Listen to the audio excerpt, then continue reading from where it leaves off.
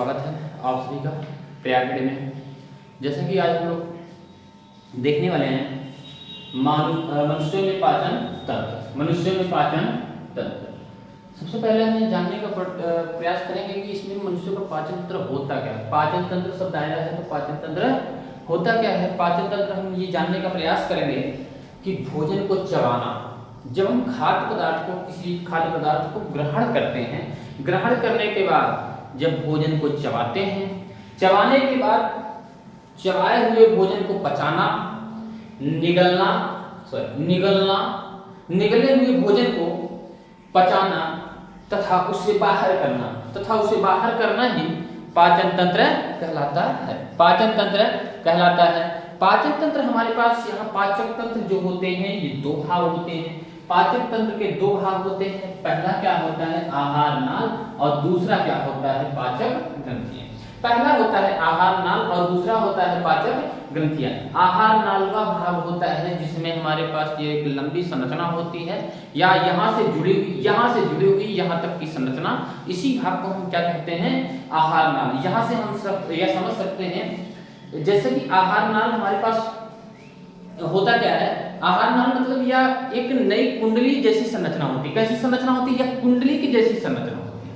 मतलब एक कुंडली ऐसे गोली इस तरह से हमारे यहाँ शरीर में क्या होता है, साइकिल में लगे हुए स्प्रिंग, स्टैंड में लगी होती है ना स्प्रिंग, वहाँ स्प्रिंग के जैसे ही क्या होती है संरचना होती है। तो उसी को हम क्या कहते हैं कुंडली जैसी संरचना। कैसी संरचना? या हमारे मुख गुहा से लेकर उदर गुहा तक फैली होती है। कहाँ तक? उदर गुहा तक फैली होती है, जिसे हम क्या कहते हैं आहार नाल। आहार नाल के हमारे पास निम्न भाग है। पहला क्या है मुख गुहा, दूसरा क्या है ग्रसनी, तीसरा क्या है ग्रासनली, फिर आमाशय है, छोटी आंत है, बड़ी आंत है, गुदाद्वार है। मुख गुहा, ग्रसनी, फिर ग्रासनली, आमाशय, छोटी आंत और बड़ी आंत, फिर गुदाद्वार। ये हमारे क्या है आहार नाल के भाग पाए जाते हैं जो आहार नाल। और इधर से हमारे पास दूसरा क्या पाया जाता है पाचक ग्रंथियां।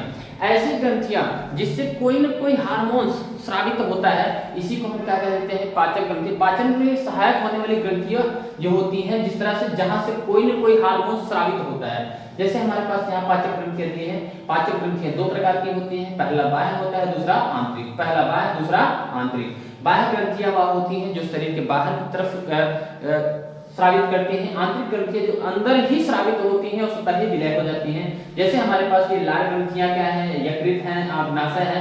जब ये स्रावित करती हैं तो ये अपने ग्रंथियों से बाहर निकालती हैं। लेकिन ये आंतरिक ग्रंथियां जब बाहर निकालती हैं तो ये क्या करती हैं, ये इनके द्वारा ग्रंथियों का पता नहीं चलता। तो आंतरिक ग्रंथियां होती क्या है पहले इनके बारे में हम थोड़ा सा जानने का प्रयास करते हैं। हमारे पास जो आंतरिक ग्रंथियां दी गई हैं, आंतरिक ग्रंथियां होती है हमारे पास या आहार नाल की दीवारों पर पाई जाती हैं। इसमें आहार नाल जो होता है यह आहार नाल की दीवारों पर पाई जाती हैं। या आहार नाल की सभी श्लेष्म ग्रंथियां, जैसे कि हमारे पास क्या है श्लेष्म ग्रंथियां, आमाशय, जठर ग्रंथि, श्लेष्म ग्रंथियां, आमाशय, जठर ग्रंथि, ये सारी चीजें कहाँ पे आती हैं हमारे पे आहार नाल। ये हमारे कह सकते हैं पाचक ग्रंथियां। पाचक ग्रंथियां में हमारे पास होती है एक बाह्य ग्रंथि, दूसरी आंतरिक ग्रंथि।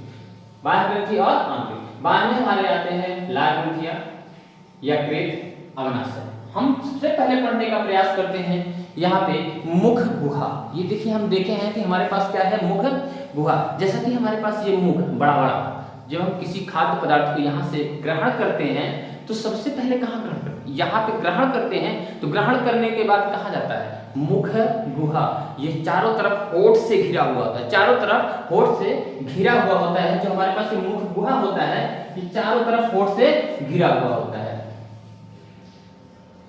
चारों तरफ होठ से घिरा हुआ होता है। और इसमें निम्न प्रकार इसके निम्न भाग पाए जाते हैं अंदर से।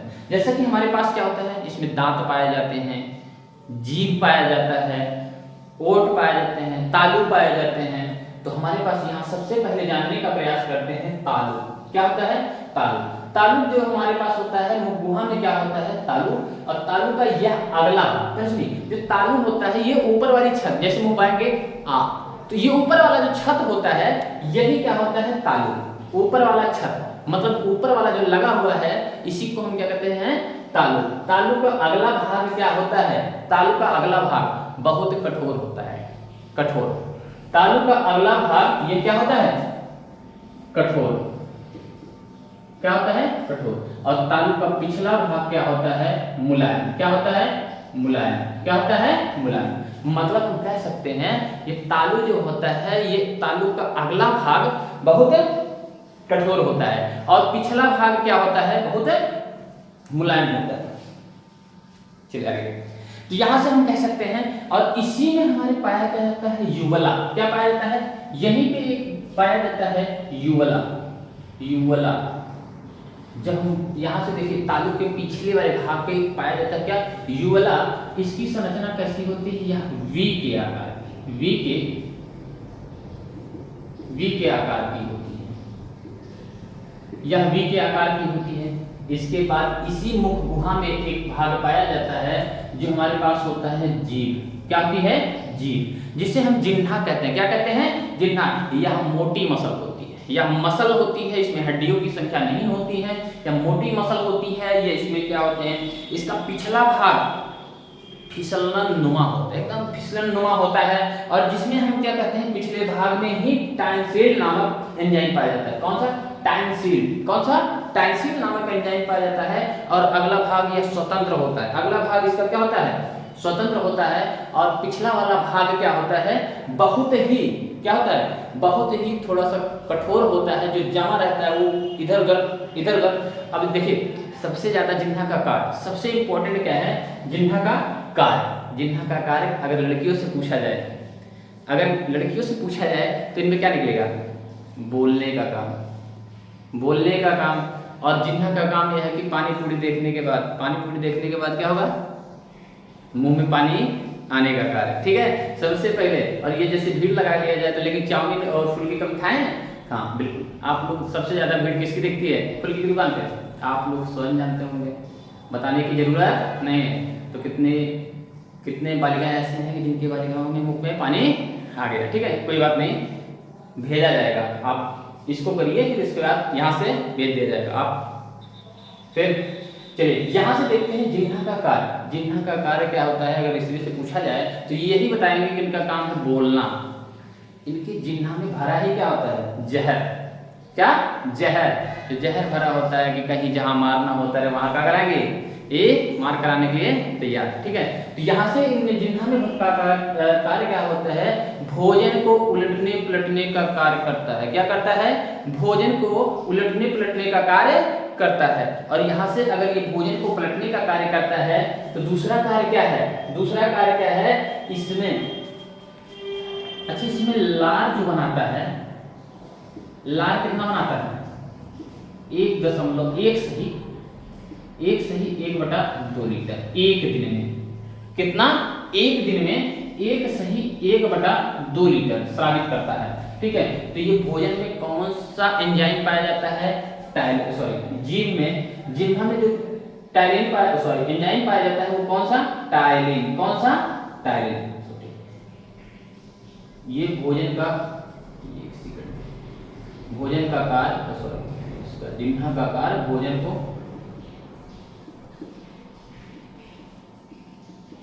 उलटना पलटना या एंजाइम को मिलाने का कार्य करता है। तो यहाँ से हमें पता चल गया कि भोजन, इसका कार्य क्या होता है जिह्वा का?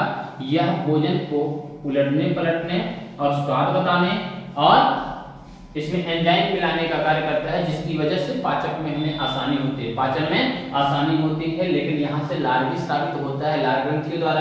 तो लार ग्रंथियों के द्वारा लार स्रावित होता है, लेकिन कितना? 1/2 लीटर एक दिन में। ठीक है, तो यहाँ हम आगे पढ़ेंगे लार ग्रंथियों को। ठीक है, जैसा कि हमारे पास जिह्वा का आकार क्या होता है? जिह्वा, देखिए जिह्वा में हमारे पास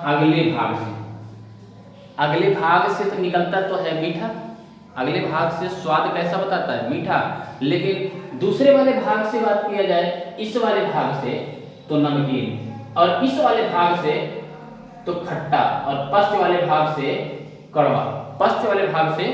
कड़वा स्वाद मिलता है। लेकिन यहाँ से मेरे भाई मेरे दोस्त, यहाँ से पूछा जाए, अगर आपको बताया जाए कि मीठा कहाँ से मिलता है? मीठा तो बताया जाता है अगले भाग से, लेकिन बोलने पे मीठा क्या निकलता है? मीठे शब्द तो कभी प्रयोग ही नहीं हो पाते ना। इसका प्रयोग ना होने का कारण क्या है? कि हमेशा, आप समझ रहे हैं, चलिए आगे यहाँ से, तो यहाँ से हमारे पास ये लाल ग्रंथियां, सॉरी ये क्या होती हैं, जिन्ना होते हैं। जिन्ना में कार्य क्या होते हैं हमने देखा, इनके स्वाद का बताने का कार्य क्या है, स्वाद कैसे बताते हैं, मतलब कौन से भाग से कौन सा स्वाद निकलता है, ठीक है। फिर आगे हम चलते हैं, इसके आगे हमारे पास मिलता है दांत। क्या मिलता है, दांत। क्या मिलते हैं, दांत। दांत की बात कर लेते हैं, तो दांत हमारे पास क्या होते हैं,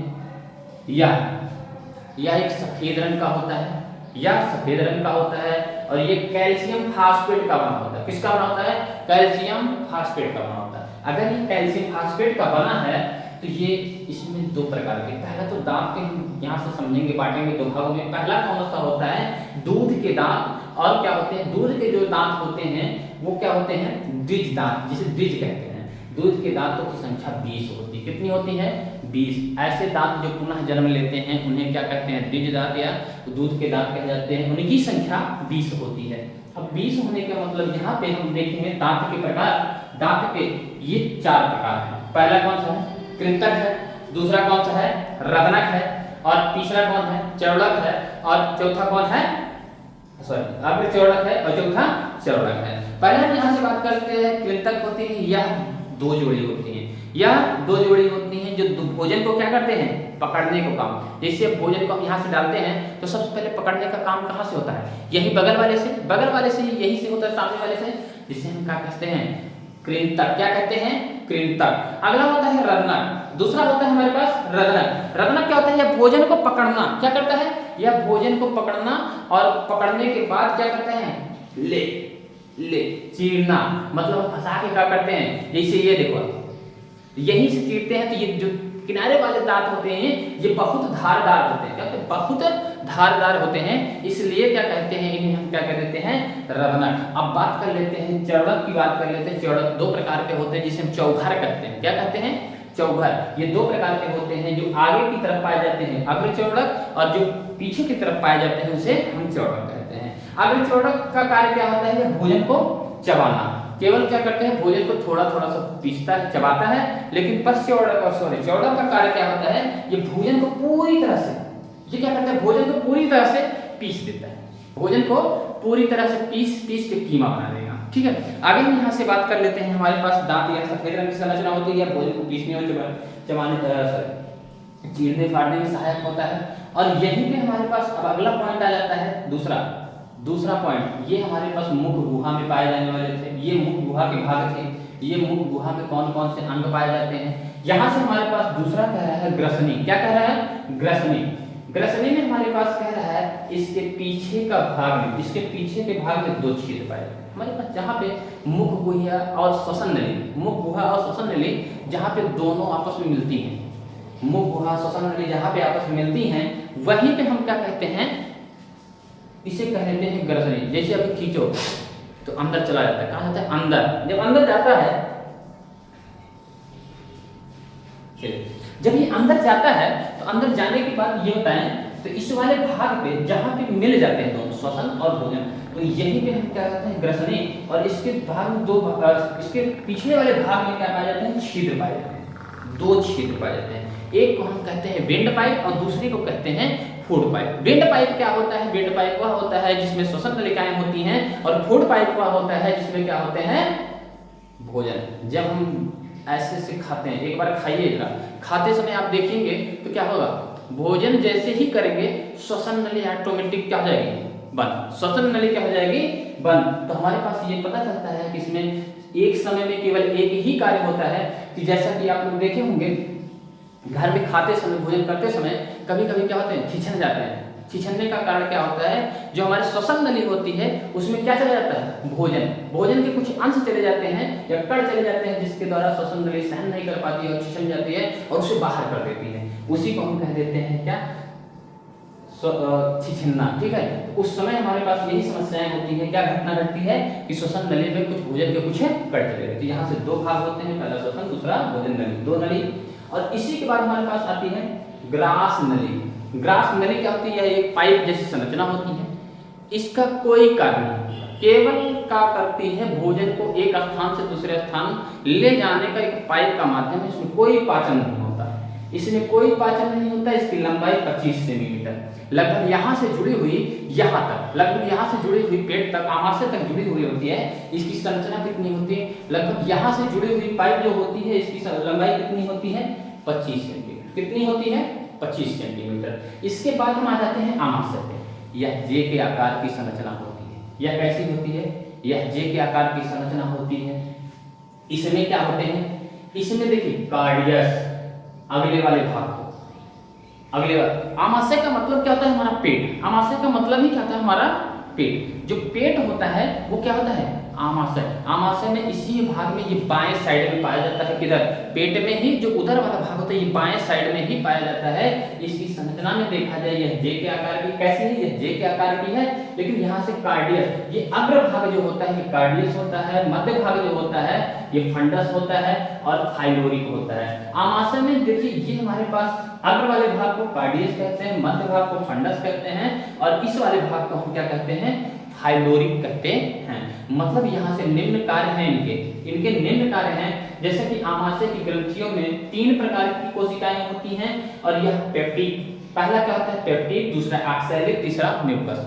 इनका निम्न कार्य होता है। जैसा कि हमारे पास यहाँ पे मध्य भाग, यहाँ से हमारे पास दिया है जे के आकार में, इसमें जो बनी होती है यह खोखली संरचना होती है। कैसी होती है, यह खोखली संरचना होती है और ये उदर की बाएं ओर होती है। कहाँ होती है, उदर में, पेट में बाएं ओर होती है। ये पता ही हो गया कि जैसे हमारे पास आमाशय में 3 भाग होते हैं। कितने भाग होते हैं, आमाशय में 3 भाग, पहला कार्डियस होता है, दूसरा फंडस होता है, तीसरा फाइलोरिक होता है। कार्डियस और फंडस और फाइलोरिक। अब यहाँ से हम देखते हैं कि हमारे पास जो होता है आमाशय, लेकिन आमाशय में 4 स्तर होते हैं। कितने होते हैं, 4 स्तर। 4 स्तर के बारे में हम जानने का प्रयास करते हैं। आइए थोड़ा सा स्क्रीनशॉट हम लेना चाहते हैं तो स्क्रीनशॉट ले लीजिए। इसके बाद हम चलते हैं आगे, थोड़ा सा फिर बताते हैं इसमें।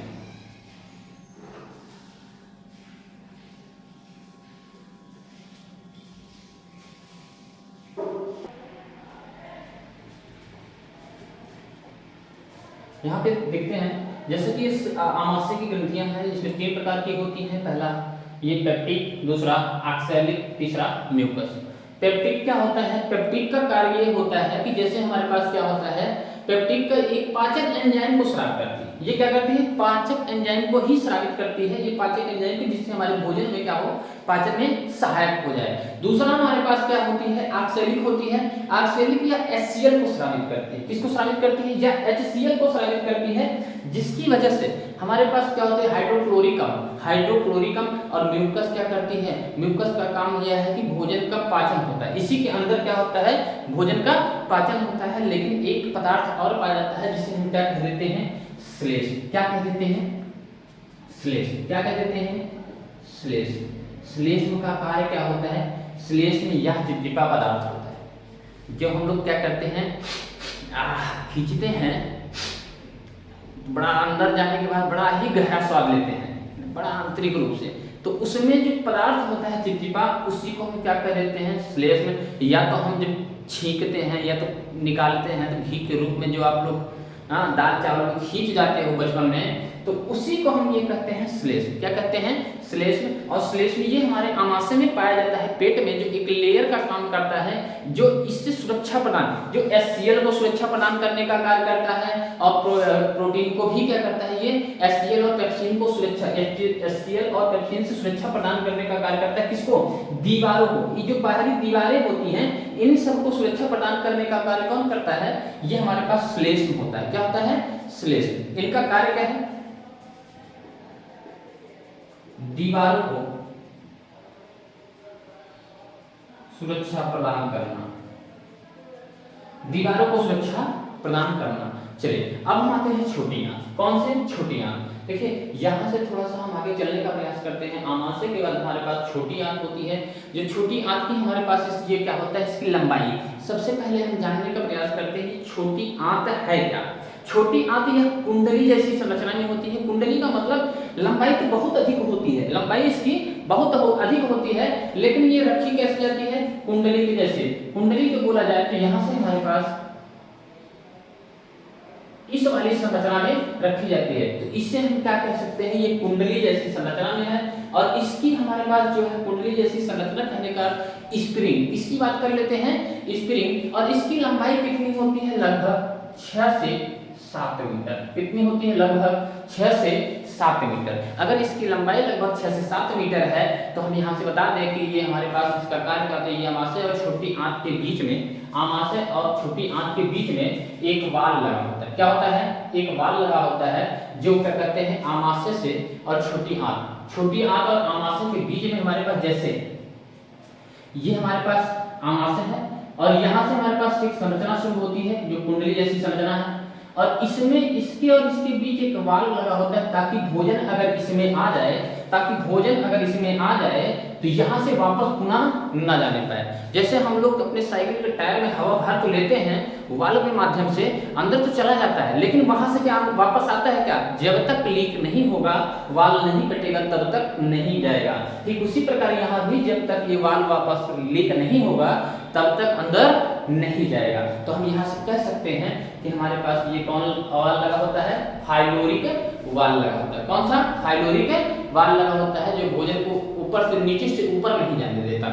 यह हमारे पास इसमें पचे हुए भोजन का अवशोषण होता है। इसी में हमारे पास क्या होता है, पचे हुए भोजन का अवशोषण होता है। जो अब इसके बाद हमारे पास एक आता है इरेक्शिन। क्या आता है, इरेक्शिन। यहाँ से हमारे पास इरेक्शिन ही बड़ी आता है। ठीक है, चलिए आगे। इसका कार्य क्या होता है, इसका कार्य सबसे महत्वपूर्ण कार्य क्या होता है, या भोजन में ये प्रोटीन वगैरह को पचाने का सहायक होता है। ये भोजन को पचाने में, लवण तथा भोजन को छोटी आंत में ही आमाशय में वापस में, ये हमारे पास ये कार्य क्या करता है, यहीं पे भोजन का पाचन होता है। क्या होता है, भोजन का पाचन होता है, भोजन का पाचन होता है। ठीक है, और इसमें अपशिष्ट जो पदार्थ बच जाते हैं, जो अपशिष्ट पदार्थ बचते हैं, तो वो सीधे कहाँ चले जाते हैं, बड़ी आंत में। अब बड़ी आंत के बारे में हम चलते हैं। बड़ी आंत और छोटी आंत के बीच में, बड़ी आंत और छोटी आंत के बीच में एक वाल लगा होता है जिसे हम क्या कह देते हैं, बड़ी आंत और छोटी आंत। बड़ी आंत जहाँ, सॉरी, ये जो छोटी आंत जहाँ बड़ी आंत में खुलती है, जैसे ये हमारे पास छोटी आंत है, ये हमारे पास छोटी आंत है। अब इसके बाद यहाँ शुरू हो गई, मान लो बड़ी आंत, यहाँ शुरू हो गई बड़ी आंत, और ये जहाँ पे इसमें खुलेगी इसी भाग को हम क्या कह देते हैं, छोटी आंत। छोटी आंत जहां बड़ी आंत में खुलती है उसे सीकम कहते हैं। क्या कहते हैं, सीकम कहते हैं। क्या कहते हैं, सीकम कहते हैं। छोटी आंत बड़ी आंत में जो जहां खुलती है वो क्या कहते हैं, उस स्थान को ही हम क्या कह देते हैं, सीकम कहते हैं। यह थैली और दूसरी संरचना है। अब यहीं पे जैसी इस वाले, अब इस वाले को हम क्या कह देते हैं, सीकम, लेकिन इस वाले किनारे भाग को, दूसरी छोर के भाग को हम क्या कह सकते हैं, दूसरे ये कोलेजी है, ये है दूसरे छोर के भाग को कोलेन कहते हैं, भाग को कोलेन कहते हैं। सीकम किसे कहते हैं, सीकम कहते हैं। इसकी लंबाई लगभग 1.5 मीटर होती है। कितनी होती है, 1.5 मीटर होती है। लगभग इसकी लंबाई क्या होती है, 1.5 मीटर होती है।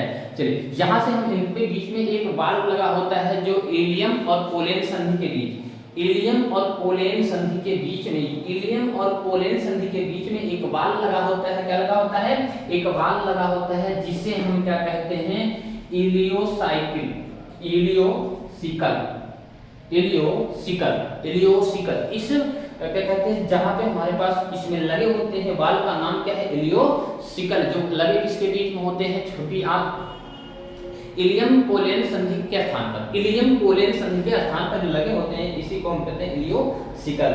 इरेक्शिन क्या होता है, इरेक्शिन यह होता है प्रोटीन या पेप्टोन को एमिनो अम्ल में बदलता है। इरेक्शिन क्या होता है, प्रोटीन या पेप्टोन को, प्रोटीन या पेप्टोन को किस में बदलता है, एमिनो अम्ल में बदलता है।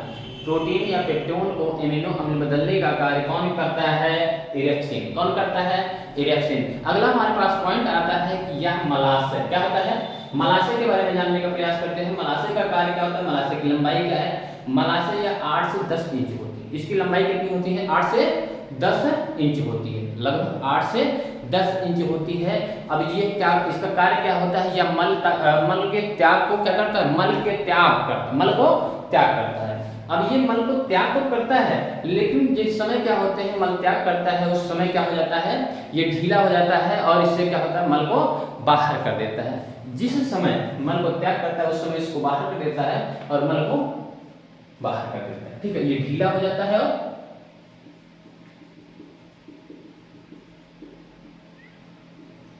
मल को बाहर कर देता है। ये अपशिष्ट पदार्थ है, मतलब अपशिष्ट। ठीक है, चलिए आगे। ये हमारे पास रहे।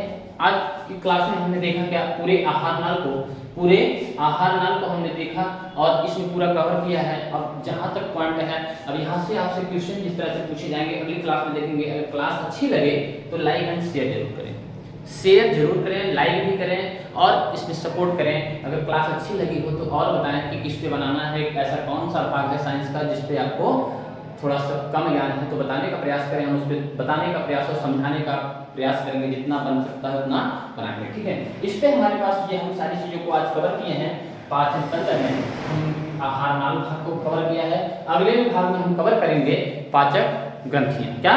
पाचक ग्रंथियां। ठीक है, यहाँ से धन्यवाद।